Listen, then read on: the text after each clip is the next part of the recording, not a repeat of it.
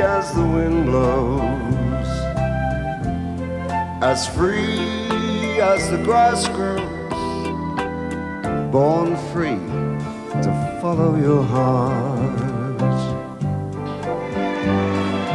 Live free, and beauty surrounds you. The world still astounds you each time you look at a star. Stay free. Matt Monro is one of the most distinctive singers to emerge from the British pop scene of the early 60s. You're free as a roaring tide. His elegant voice, unmatched by any vocalist's sense, is admired throughout the music business. He picked up a song so quickly. He never asked any kind of deep questions about it. You know, like some people get, what is the real meaning of this thing, you know? He just kind of sang it. Along with the Beatles and Bond, he was to become one of the UK's biggest exports. By the time of his early death, at the age of 54, Monro had sold over 23 million records worldwide. Matt could sell a song. He would act a song. You got shivers when you listened to Matt. In a career that spanned the most dramatic changes in popular music, Monro remained true to his working-class roots, a singer of populist, middle-of-the-road songs. He smoked like a chimney, drank like a fish. He's probably one of the least healthy people I can imagine. But when he sang, he just expanded, and the notes came out and went on forever. It's these songs that have become Monro's musical legacy. Nostalgic anthems of a bygone age. The soundtrack to the swinging 60s. A golden era when Britain was cool, and Monro was the singer who gave it its voice.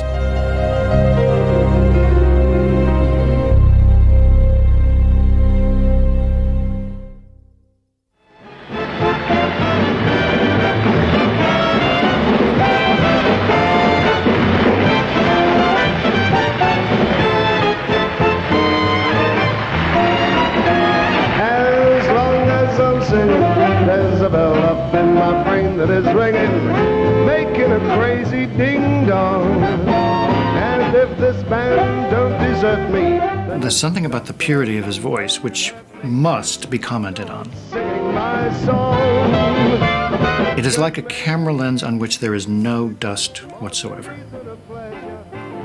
You listen to it and you wait for the imperfection. You wait for the dust, the speck. It doesn't come. Then the world's alright and everything's swinging. I'll go on singing my song. And yet somehow, when it came to singing, he was able to keep it crystal clear. It's a beautiful instrument. Then the world's alright and everything's swinging. I think Matt Monro's special for all sorts of reasons. The basic one is that he was a great singer. He had a fantastic voice at a time when good, pure voices really counted. For me, he embodies almost a kind of a lost world, really. And we think of the 60s as all long-haired rock groups and guitar smashing and all of that. But at the same time, running concurrent with that, and probably just as big as that for many people, was the singer. Not even the singer-songwriter, but the crooner. On days like these, when skies are blue and fields are green, I look around and think about what might have been. Matt's voice was in a class of its own.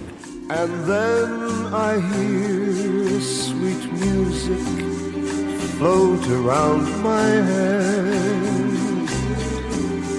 as If David Niven could sing, he would have sung like Matt Monro. Matt's voice was cultivated and cultured. It's on days like these that I remember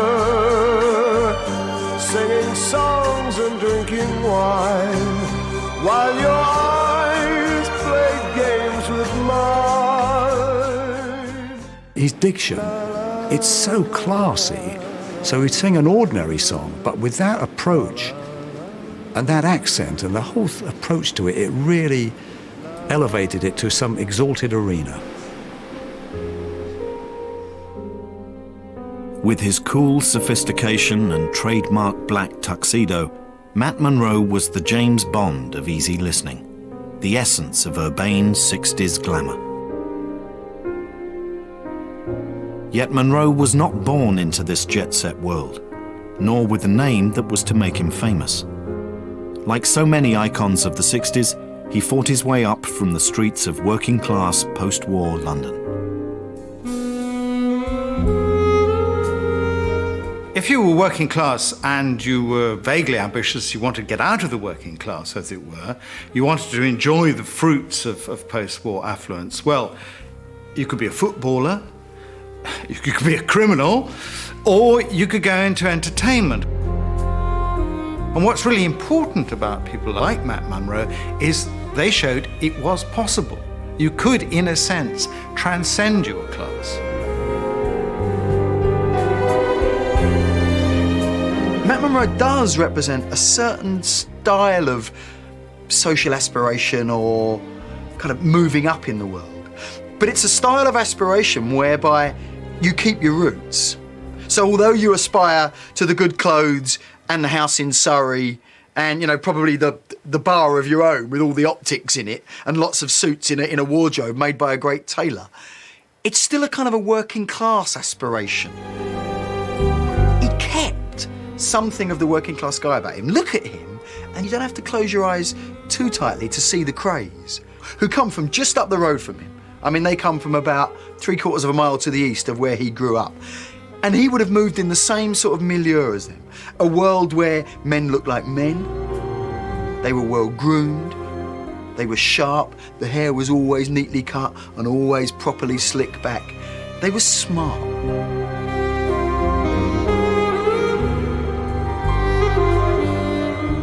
He had a very, very hard upbringing, and I think you never forget that.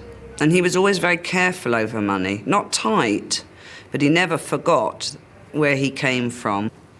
And I am once again with you. Matt Monro was born Terence Parsons in Shoreditch, London, on the 1st of December, 1930. Love was new, and each kiss. The youngest of 5 children, he showed little sign of the musical talent that was to emerge later. Oh, but that was long ago, and now my consolation. His father died when he was very young. His mother had to manage on the pension, which in those days was 10 shillings a week or 50p in our money. She had to go out and she did cleaning, bit of cleaning and things like that. So that, you know, he had quite a poor background, really, but it didn't stop him being a cheerful young lad. He had quite a lot of friends, some of whom perhaps it'd been better if he didn't have, but nonetheless, it kept him cheerful. Leaving school at 14, Monro seemed destined to a life of mundane jobs, perhaps ending up as a factory worker, like his late father. But encouraged by friends and a few pints, the young Terry Parsons began to take to the stage at his local dance hall.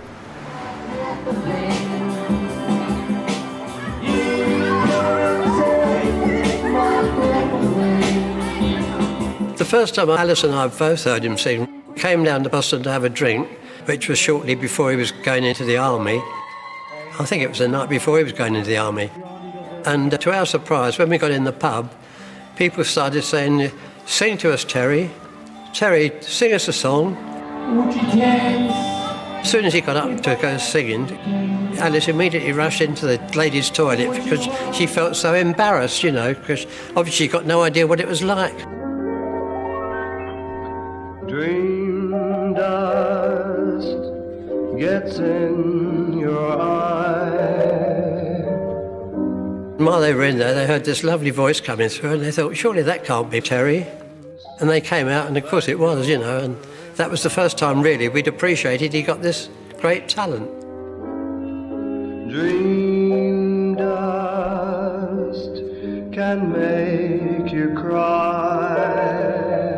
He came from North London. I come from North London. I'd even discovered later that I'd gone to dances and as a teenager, of which he'd been singing. But I had no idea, because in those days he was Terry Parsons. He was not Matt Monro. You seek her kisses.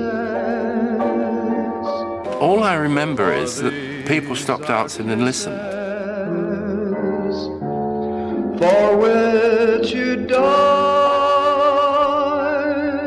Where his voice came from and his phrasing and the way that he sung, it's quite remarkable, really. And you know, you can only say it's a gift from somewhere. And some dream dust got in my Monro's voice was to continue winning over audiences, even after the teenager left London for a new life abroad in the British Army. Posted to Hong Kong with the Royal Engineers, he soon discovered a profitable sideline, singing in local talent shows. They used to have a talent contest in the Cheero Club, which is a services club. And the winners used to then do a half-hour programme on Rediffusion, which was the local commercial radio. And I won this thing about 5 times, purely and simply because it was $10 Hong Kong and 200 Philip Morris cigarettes if you won. And I won it 5 or 6 times, whatever. And they said, well, we can't allow you to enter the competition anymore because it looks as if it's crooked, which it probably was. I knew the compere. And so I became a resident on the programme, like the guest artist. And then Rediffusion gave me my own programme. Then Radio Hong Kong gave me my own programme. Terry Parsons Sings. I found even then he could sing all types of songs, all types of ballads. Obviously, he didn't have people writing them for him like he did later on, so we'd listen to the records and he'd pick out songs that he liked, that Perry Como or Frank Sinatra was doing. And what struck me again, he didn't always take the obvious one. He took one that he wanted to put his interpretation on it, you know. Can you imagine? I'd done everything in Hong Kong. I sang at the Governor's Party. I'd been on concerts. I'd done my own broadcasts. I had my own radio programme. I was working the ballroom. I was earning a lot of money. I was got to be the highest paid squaddy in the British Army because I was still a squaddy. And when I came home, I thought, yeah, this is it, man, you know. I was going to take the country by storm. Monro returned to a Britain in the grip of coronation fever, his buoyant optimism reflecting the new mood of the country. But his success abroad counted for little back home. Newlywed and with a baby to support, he took on driving jobs to earn money while continuing to sing with show bands by night. Well, when he was in the army, he was a tank driver. And of course, being discharged from the army, there's not much call for tank driving in England. So he decided that he would stay with the driving. And he became a long-distance lorry driver. And he was doing hauls up to Scotland and back. But he was also singing with the Harry Leader Orchestra. And on the occasion that I went to Glasgow, he teamed up with 2 of the musicians. And they went into a small studio, and out of it came Polka Dots and Moonbeams. A country dance was being held in a garden. I felt a bump and heard an "oh, beg your pardon." Suddenly I saw polka dots and moonbeams. When he did Polka Dots and Moonbeams, that first one, and then he heard it back, he hated it. He just didn't think he was going to sound like that. Now in a cottage built of lilacs and laughter,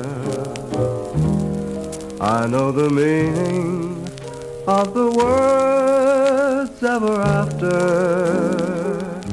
This is what he wanted to do. He wanted to sing. He did get a few jobs and that, but it was difficult to break in. He got married to Iris and had a son, Mitchell, but It didn't really last very long, that marriage. The long days away from home took their toll on Monro's first marriage, forcing him to abandon his life on the road. I couldn't afford to stay with the dance band anymore. I think I was getting £12 a week then. And we were on the road for 5 nights a week, and I had to pay my digs. It was ridiculous. So I went and got a job on the buses.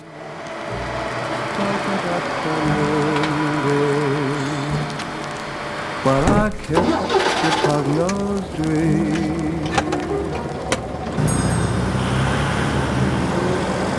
While I was on the buses, evidently this record got passed around from various friends of mine who wanted to listen to it. Don't ask me how, I don't even know, but it got into the hands of Winifred Atwell.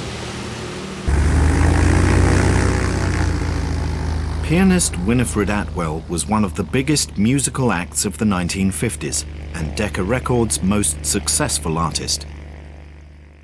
Impressed by the young singer's demo, she set up an audition for him at her label. Decca not only signed the young unknown, but gave Parsons a new recording name. It wasn't his idea. It was actually Winifred Atwell's. And they used Matt from Matt White, who was an Australian journalist, who was the first person to ever write about him, and Monro from Winnie's father, Monro Atwell. And it was done in seconds. I think it had a nice ring to it. A name like Terry Parsons sounds like someone from Parsons Green, and that's frankly not very sexy. Whereas Matt Monro, where does that come from? It doesn't come from anywhere. It's actually a kind of mediated name, if you see what I mean. And therefore it has its edges rounded off, just the same way, in effect, his accent had its edges rounded off.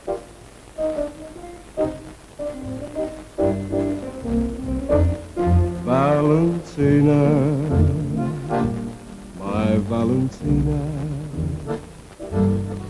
soft as the summer, fresh as the rain. I want her only to hold her, to kiss her and kiss her again. If you look at the history of British sort of pop culture, which he fits into, although he's not a pop singer, he's a popular singer, and that's what it comes from.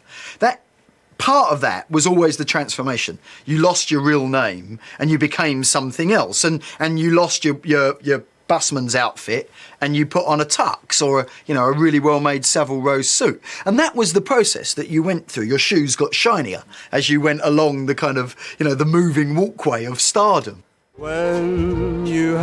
Despite positive reviews and attempts to market Matt as the singing busman, Monro's debut was overshadowed by the arrival of a vibrant new force on the music scene that was to change the face of popular culture. Do you ever think of me? The New York Times critic John Perillas wrote that the history of the 20th century was the story of the triumph of rhythm over melody. And Matt Monro was a melody man. I came in as Matt Monro in 1956, and that year Elvis had Heartbreak Hotel, Tommy still had Rock with the Caveman. There were 2 other young fellas that never made it, called Cliff Richard and Andrew Faith. And so I came in and expecting everything to go whoom, like that, and it didn't. For 4 years, nothing happened. I was doing the show band. As soon as I joined it, 7 months later, the show band became defunct. They disbanded. And I existed from then on doing sort of broadcasts once a week, getting £8 here and £12. Matt was very poor. He was very hungry, and he's trying to scratch a living. So he'd do, he'd sing American basses, he'd do 2 or 3 shows a night, he'd do an advert. It didn't matter. He didn't have the luxury of choosing what came along. But I was very fortunate. Unlike so many people today, I had a wife that went to work. So I used to come home, and while she went to work, I used to sit at home and look after the baby.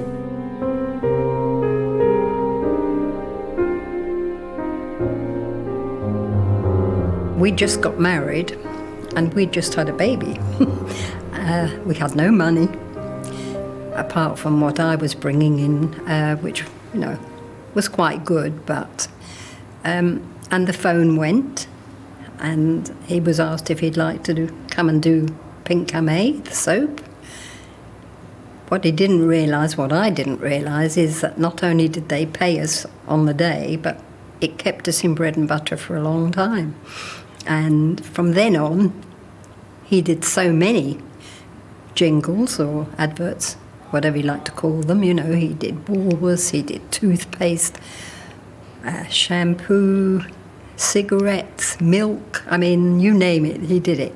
He was known as the king of the jingles. Monro's early years were also plagued by comparisons with Frank Sinatra, at that time still the world's most successful male vocalist. Ironically, it was an offer to record a Sinatra parody that was to kickstart his ailing career and set him on the road to chart success. I was looking for somebody who had a voice like Frank Sinatra. And there were two people who came to mind, Matt Monro and Dennis Lutis, I remember it. And Matt had the better voice and sounded more like Frank Sinatra. And so I rang around to find out if he was available. And apparently he didn't have a recording contract, and he could do pretty well what he wanted. I got a phone call from George Martin, who said, I'm trying to get hold of Matt. I would like him to do a track of this song as he thinks Sinatra would sing it, phrase it, because Peter Sellers wants to copy it and put it on his album. Well, Matt was absolutely flaming, because he wanted to record in his own name, not an impression of.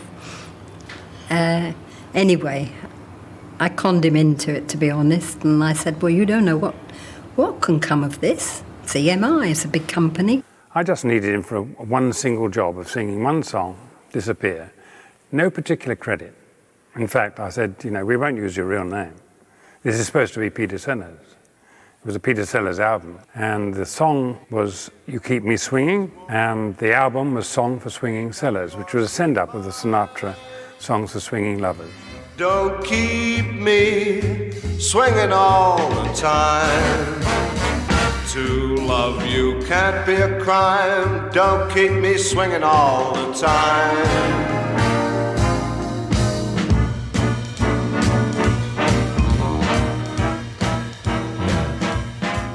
It's delightful. I wish I could sing like that.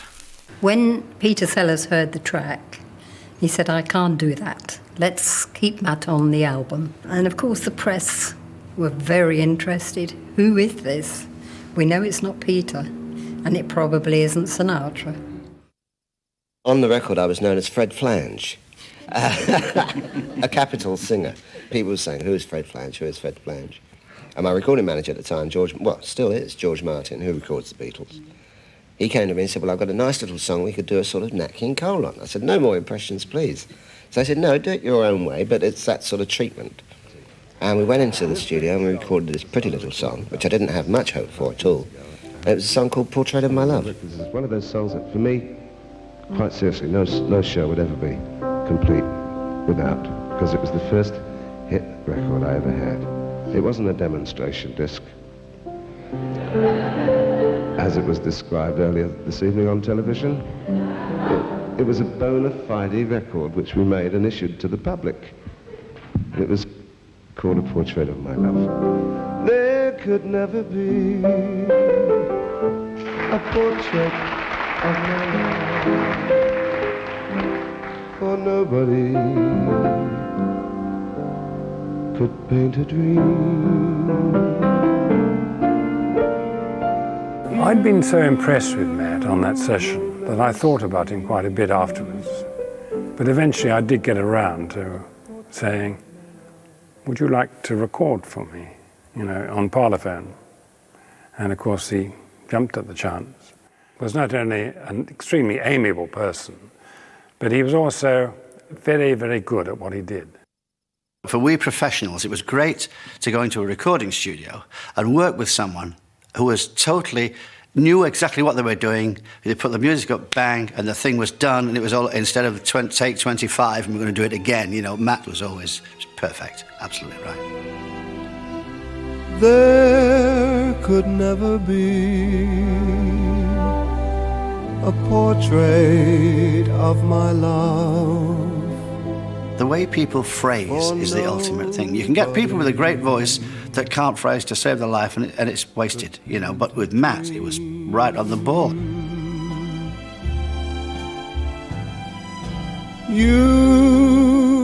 I don't think you can really separate interpretation from his voice for this particular artist. I think sometimes when people sing, it is entirely their performance or their use of language that makes them exciting. But I think Matt Monro had the voice to match that as well.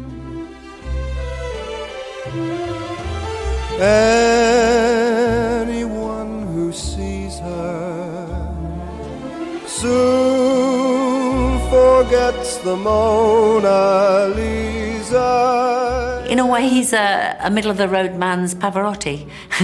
He's got that ability to have the voice to express what he's thinking. I think where Matt started is probably a bit of insecurity that gave him a certain politeness in the way he sang. It was very gentle, very light.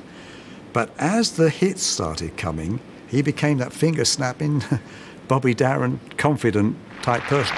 It's time now to meet Matt Monro. And the voice seemed to let fire, you know, just let go. And he became himself. In the early days, he sort of sang with the brakes on a bit. I get no kick from champagne. Mere alcohol doesn't thrill me at all. Tell me, why should it be true? I get a kick out of you. Some they may go for cocaine. I'm sure that if he sang in a mid-Atlantic voice, clearly modelled on Frank Sinatra. Yet I get a kick out of you. He was one of those people who an older generation could appreciate because he came from the crooner tradition, as well as being attractive to people of his own generation and slightly younger. After years of setbacks, Monro had found his winning formula. His well-crafted romantic pop ballads took him into the top 10, making him one of the UK's most successful recording artists. The former bus driver was also to lead the cultural invasion of America that would define 60s Britain. Pretty little face, that face just knocks me off my feet. Pretty little feet, she's really sweet enough to eat. She looks... Matt's breakthrough was to do with the time, the period of music at that particular time in the early 60s. This was the start of Beatles, Liverpool, Freddie and the Dreamers, swinging blue jeans, you know, all that stuff. And Matt came along with Portrait of My Love, Walk Away, From Russia with Love, classy ballads. From Russia with love, I fly to you. He clearly models himself on the idea of there being style, which is why his choice for singing for the Bond movie in 1963 is really very interesting, because the Bond movies, which were, although they're American produced, are British films, and they represent a particular moment when Britain suddenly is sexy, suddenly has style. From Russia with love, I've seen places. Every success is the result of chemistry and the result of favorable circumstances. The circumstances of Matt Monro's peak period was that popular ballads, beautifully produced, were popular worldwide. Of course, Frank Sinatra is the obvious example of that. Nat King Cole is another. But Matt had the good fortune to be produced by George Martin in his pre-Beatle days, and also to have met Don Black, who wrote for him a couple of unforgettable lyrics. And he also had the benefit of Lionel Bart from Russia with Love, Leslie Bricusse, My Kind of Girl. We're talking about an era of quality songwriting, matched to a great voice. Like the Beatles, Monro's voice became the international sound of 60s Britain. In the wake of Bond, he was to become Hollywood's king of the movie soundtrack, reaching a massive worldwide audience who might otherwise have never heard his music. In 1966, he recorded the theme tune to the film Born Free. It was to become one of his best-known and most enduring hits, winning the Oscar for Best Original Song. I've recorded so many songs with Matt Monro that were good that it's very difficult to pick one above the others. But, I mean, he recorded one of my songs, which is still one of my favorites, There's a Place. But I think the true one that struck me as being the best of all was Born Free, because it was such an easy melodic song. John Barry wrote the music, Don Black wrote the lyrics, and it became very big, and it was identifiable with Matt. Born free, as free as the wind blows, as free as the grass goes, born free to follow your heart. I thought it was lovely. I thought it was very simple, very direct. It was not over-stylized. I mean, I hate these people who come in and they've got an idea for it, and they almost reinterpret the song. I liked his directness. I liked the fact that he sang the song the way it was written, and just really added a wonderful sound and kept the simplicity there. When no walls divide you, you're free as a roaring tide, so there's no need to hide. Born free. In all these songs, he's got good songs for a start, that's the first thing. Well-written songs. Gifts, actually. But I also found that the orchestral arrangements of them were really, really interesting. That makes them different. So that helps the singer. But what he begins to do in that is to sing a bit on the edge. Stay free when no walls divide you. You're free as a roaring tide, so there's no need. When Matt goes up and hits the high notes and sustains them,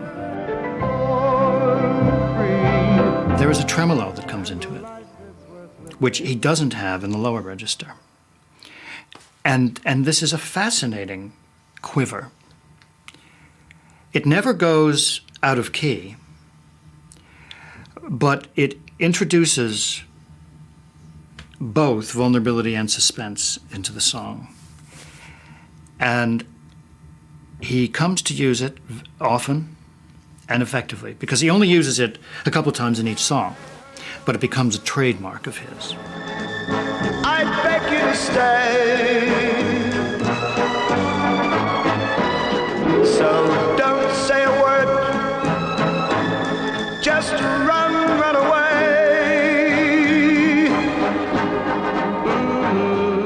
He sings on the edge, and that makes us, as an audience, excited. My tears will fall now that you're gone. I can't help but cry, but I must go on. I'm sad that after searching so long, knew I loved you, but told you, walk away, walk on. I love the fact that he wasn't afraid to go high, and he wasn't afraid to hold. Walk on.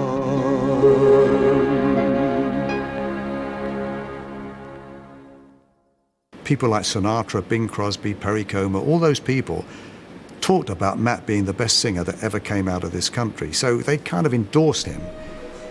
When the word got around that Sinatra liked him, people took notice as well. The full glare of the American media was soon to fall on Monro, as the US record industry underwent dramatic changes.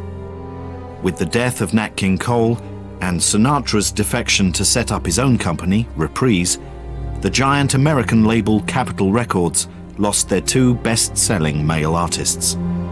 The lad from Shoreditch was asked to step in and fill his boyhood idol's shoes.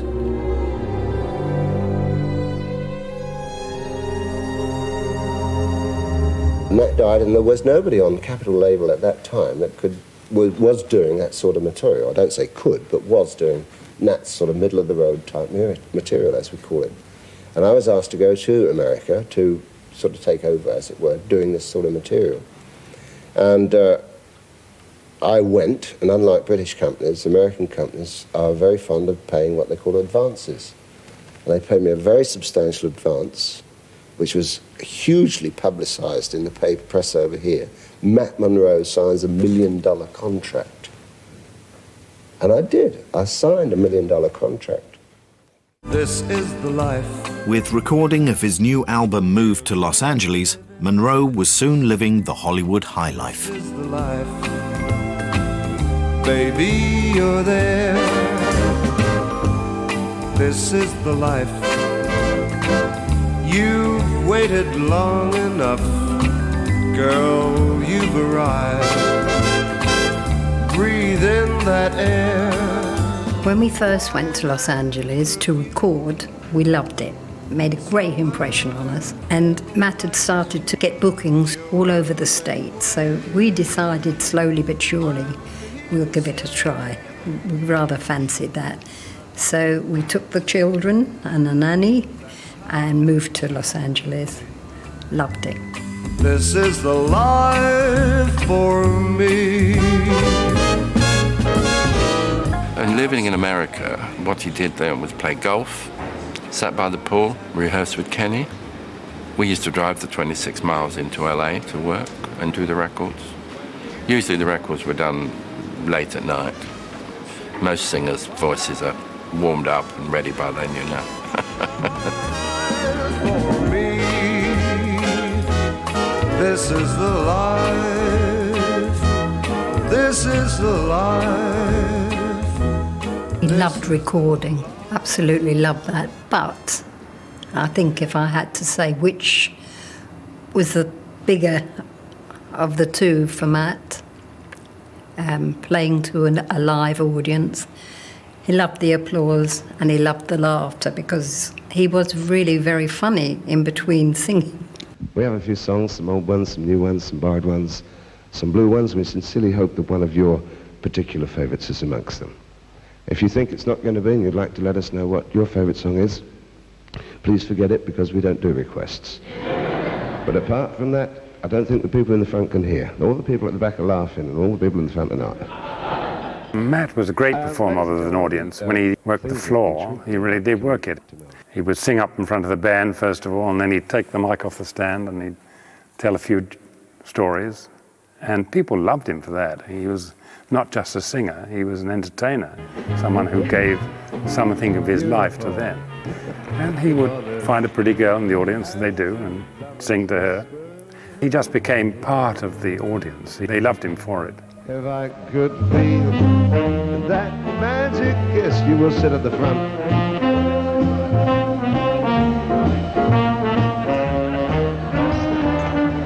I know. Every show is the challenge, basically, of the audience. You have to go out. I mean, you can never get complacent. You can't just say, well, they've come to see me, you know, they'll accept anything. You've got to go out and it's got to sound fresh. It's got to sound as if you mean it. I was going to use the word sincere, but that sounds a bit eek.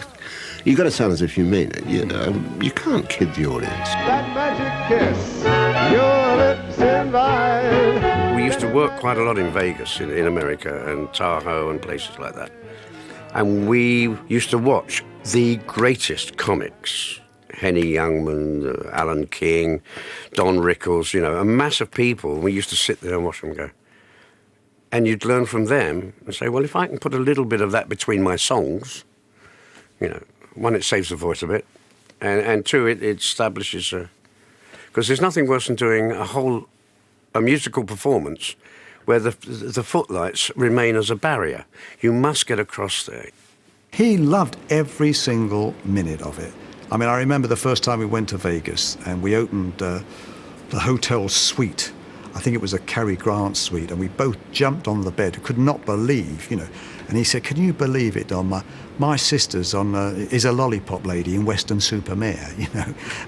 He just could not believe. You got to remember, he stayed the boy from Shoreditch all the time. So every time he saw a twinkling light, or they said, ladies and gentlemen, Matt Monro, you know, it was an adrenaline rush.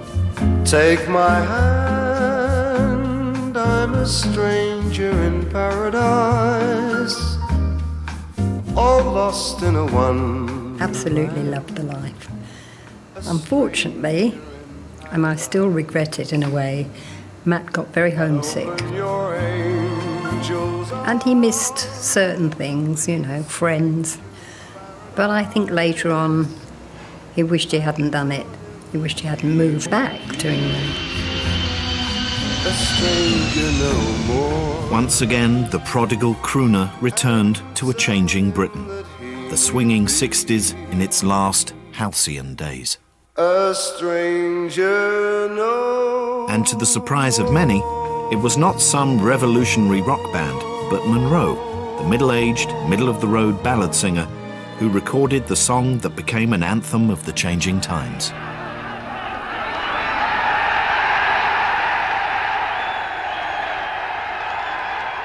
You find your songs because people submit. And this was in a pile of 6 or 7. I remember trying it out, because we used to have sessions where we say, we've got this, what does it sound like? Run it through. And it was very odd, it was, isn't it? So, well, it was so quirky that Mickey and Matt and myself said, well, look, you've got the studio time. George Martin's in the studio. He says, you've got 3 hours. Just try it.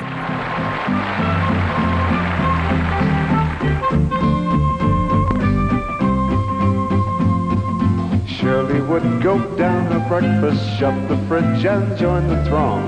Margaret Beatty snatched the milk and scanned the news and went along. We recorded it, had no idea of its value. Screwed her eyes up at a beat, saw the marchers, heard their voices making early. This thing about, that's going to be a hit.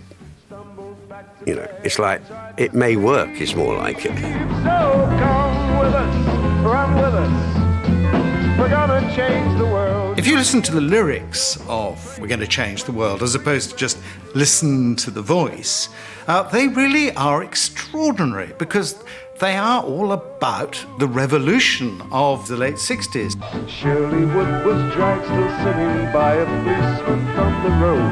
Margaret Beatty had her face slapped by a man she tried to go. Annie Harris in the office, paused in typing, thought of Don, glanced again at his last letter, died for others to live better, brushed away a tear and carried on. When he talks about putting life into people's wretched lives and so on, and going on marches and being done over by the police, all this seems to be in complete contradiction to the bouncy cheerfulness of the song itself. But this is the moment, it's 1917, it's actually the moment when, again, mass entertainment has caught up with youth and is turning youth into a commodity. It's like the way that I'd like to teach the world to sing is famous because it's a Coca-Cola advert. So what's happening, I think, this is a kind of last gasp of the 60s when the whole thing is turned into a hit record and, frankly, politically meaningless, except in the fact that its lyrics are completely ironical in the context of who's singing it. He sung about moons and Junes, which was the songwriting tradition that he'd come from. Changing the World was was the Beatles and was hippie stuff. And maybe he tried to, cash in on that or catch up with that. Perhaps he saw that the world was turning away from his style of music, and I can imagine that happening. But at his best, he wants a rhyming couplet, a song with a bit of love in it, and some notes that he can hold. The world was changing for Monro's style of music. In the post-permissive, post-Vietnam Britain, his innocent songs of love and loss felt increasingly out of tune with the times. In my heyday, young girls wrote to me. Everybody seemed to have time to devote to me. Everyone I saw all swore they knew me. Once upon a song, main attraction, couldn't buy a seat. The celebrity. What does a guy who wears a suit and tie do when nobody wears a suit and tie anymore? You can look so out of date. Matt Monro didn't change every album. He never changed. And his fans would remain loyal, but he wouldn't make new ones. If I never sing another song, it shouldn't bother me. I've had my share of fame. You know my name. The style had shifted to that of the group. And of course, by the time punk comes along, you don't even have to be able to play. In fact, that's the point. So that is the complete opposite of the craftsmanship which you expect from a crooner. He stayed much more true to the tradition of the crooner, almost of the pub singer, if you like. And it never left him. That's what he always was. He's always the guy in a pair of kind of patent shoes, getting his songs from Tin Pan Alley and standing up on stage and crooning them out. While Britain's youth turned to the new sounds of the 70s, Monro's popularity amongst the older mainstream audience never waned. He was also still much admired overseas, especially in countries steeped in the romantic ballad tradition. In the late 60s, Monro began recording songs for the huge Spanish-speaking market, becoming a cult figure throughout the Latin world. Mas cuando quise hablar, alguien cantó. Do you speak Spanish? Not a word. Really? Oh, gracias, señor, and una cerveza. I think most holiday makers can speak more Spanish than I can. But it's principally for Latin America, is it? Yes, it is. Yeah. Oh, no, Spain, we've had enormous hits in Spain. In fact, a lot of British people come home and ask me where they can buy Spanish records of mine. Matt had made some Spanish recordings, and my first job for EMI was in Spain. And so I was standing at the airport as a nervous newcomer to my job, waiting to meet this big famous artist. And he was so popular in Spain. Wherever we went, we were besieged by crowds, and I had to sort of translate for him. It was so exciting, but we both learnt together what this extraordinary phenomenon of Matt Monro singing in Spanish. Yo te di, mi amor, por un día, y después, sin querer, te perdí. No creí que el amor existía, que también lloraría por ti. He was terrified of singing in Spanish. And clearly he couldn't grasp the language, but he was paying respect to them. He was saying to them, I want to sing in your language, and this is my best shot. Solo se encuentra la felicidad cuando se brinda el corazón. I don't think people in this country realise just how much Matt Monro achieved worldwide. I mean, all over the world, from South America to South Africa, to Europe, to Australia, to New Zealand, to Hong Kong, to the Middle East, everywhere. Now you're nobody until somebody really loves you. You are nobody till that one somebody cares. He played the Araneta Stadium in Manila in the Philippines to 60,000 people. I think he outsold the Beatles there. And people stood up in the middle of songs because they love ballads there. So every time he did a key change or held a long note, they stood up. I mean, it was astonishing. Now this world is still the same. You could never change it. I think there were very few people who hadn't heard or knew a Matt Monro song. And he was unique in that way, coming from this country and being a middle-of-the-road ballad singer. I think Britain takes their artists for granted, and they certainly took Matt for granted. Matt was Matt, and he was somebody who was always be there. He was such a big success in so many countries all over the world. I mean, he was never without work, thank goodness, but happily, before he passed away, you know, he was shown by a British audience that they really loved him. Having lived and worked abroad for much of the 70s, in 1984, Monro returned to the UK to play to a sellout audience at London's Barbican Concert Hall. It was to be his final performance. For Daddy, the Barbican was a very special night because it was his hometown. And, I mean, no one could have predicted it was going to be the last show. But he sang better than ever, and he was so not well. He was actually in pain. Could see that. And it's the first time ever that I remember him asking for someone off stage to bring him a glass of water. I'd never seen that before, but, I mean, he was in terrific pain. And he had a 7-minute standing ovation at the end. They just wouldn't stop. And a lot of people came to visit and see him that night, and it was a very special night.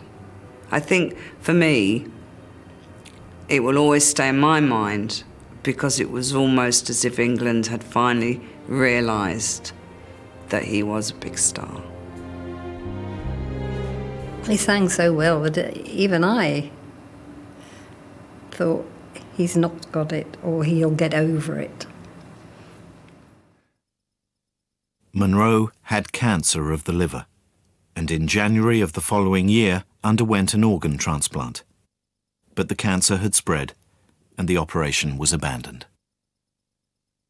He never gave in to the disease or even thought that that was the end. He stayed very positive, and even when the transplant wasn't successful, I don't think he really took in what that would mean. None of us knew or could predict how quickly it would be. I think I went most days to see him, and he'd say, oh, so-and-so's been in to see me, so-and-so's been in to see me. And I went in one day, he said, look at that, son, he said. And he showed me a telegram, and it said, I believe you're not well. Get well soon. From one boy singer to another. Love, Francis Albert Sinatra. And he was so thrilled. I can't tell you how thrilled he was. Sinatra's telegram arrived just in time. 5 days later, on the 7th of February 1985, Monro passed away in London's Cromwell Hospital.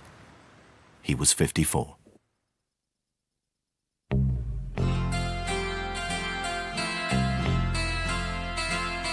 "20 years on, his music remains as popular as ever.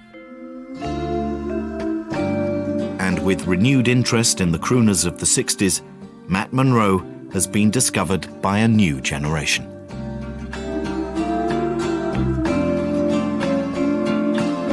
Matt's style of singing, the same as Sinatra's and everything, will never die, but there will always be people rediscovering it.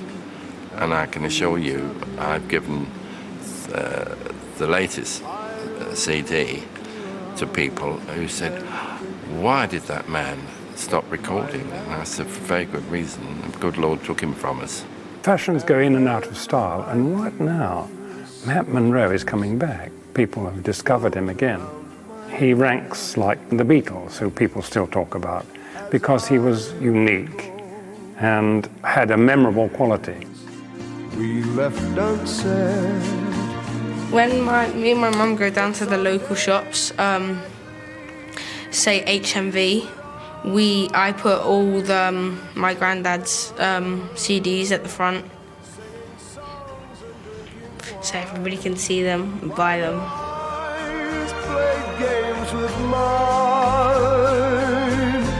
I've just come back from Shanghai. I mention this only because, along with Avril Lavigne records and Britney Spears and Madonna records, in the racks you've got Matt Monro. This is in China.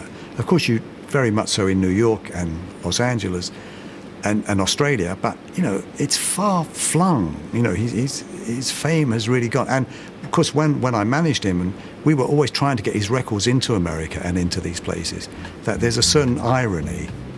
But I have a feeling Matt would be looking down and saying, well, what does it all mean, son?